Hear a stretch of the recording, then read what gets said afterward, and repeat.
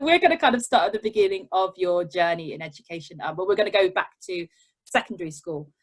So thinking about secondary school, what was school like for you? How did you find it? How did you get on with, being in school? Yeah, secondary school, I really enjoyed it actually.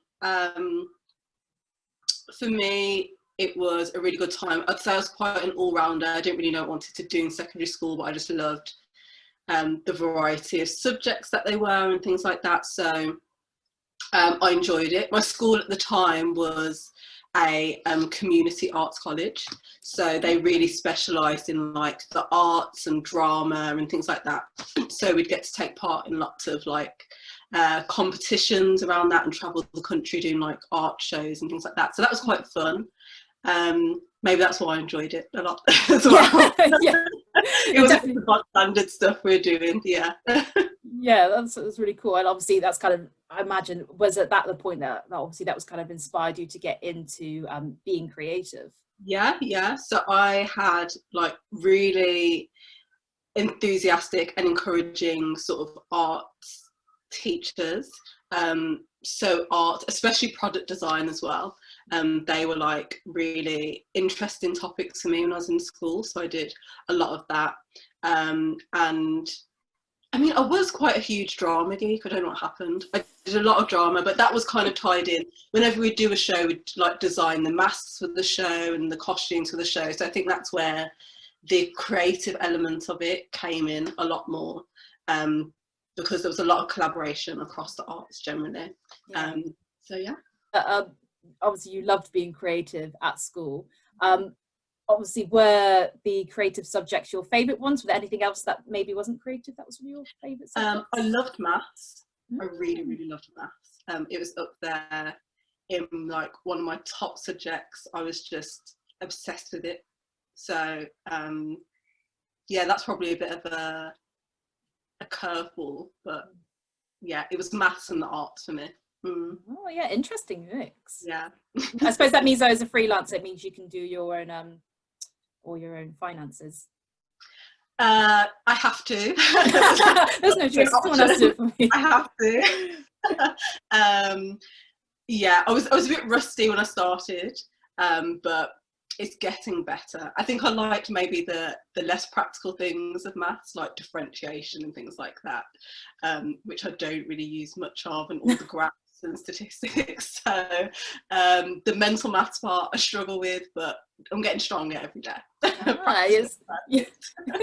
And then kind of, obviously you've spoken about secondary school, but when you got to obviously the end of year 11, what were you kind of thinking in terms of what you wanted to do next, in terms of like the subjects you wanted to study, or where you wanted to go to carry on your education?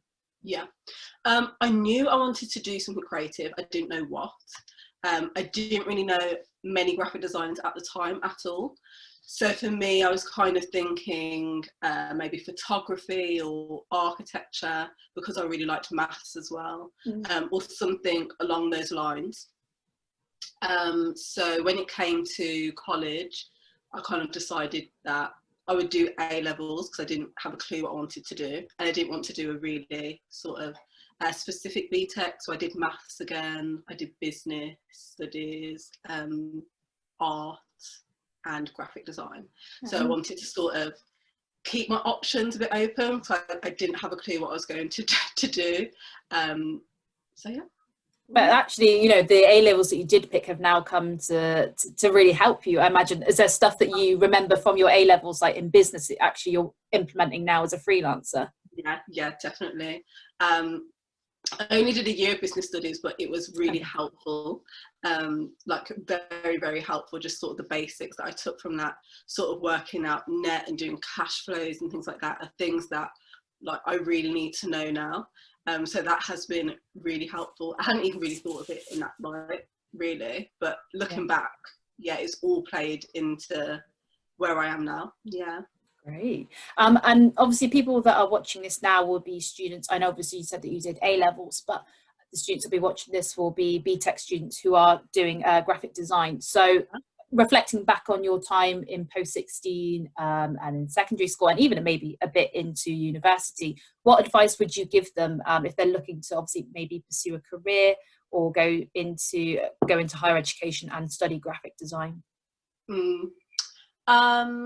I mean, I guess firstly I'd say whether A-level or B-Tech, I think both routes are like really viable. If I knew straight away that was exactly what I wanted to do, I probably would have done a B-Tech. But both routes were really useful for me. So what advice would I give? I think just developing as many skills as possible. I think graphic design, it changes a lot. So you have to be prepared to constantly be learning and to, I guess, do a lot of maybe self-directed things. Like if you're really passionate about it and interested in it, you might have a friend who really likes, I don't know, skateboarding. Maybe try and make a project out of that, like you design a skateboard for them, or like do little fun things that sort of pop up around you in day-to-day life that you're interested in, that you're passionate about, because people really like to see that, and they like to see how you tackle just real life day-to-day issues. So I think it can be, for a lot of graphic designers or people that want to do that, it's really easy. The creative side of things is really easy. It will come natural to you. It'll be something that you're learning anyway, but try to sort of explore it more outside of just your A-level or your B-Tech, because you come across lots more interesting types of work that way. Yeah.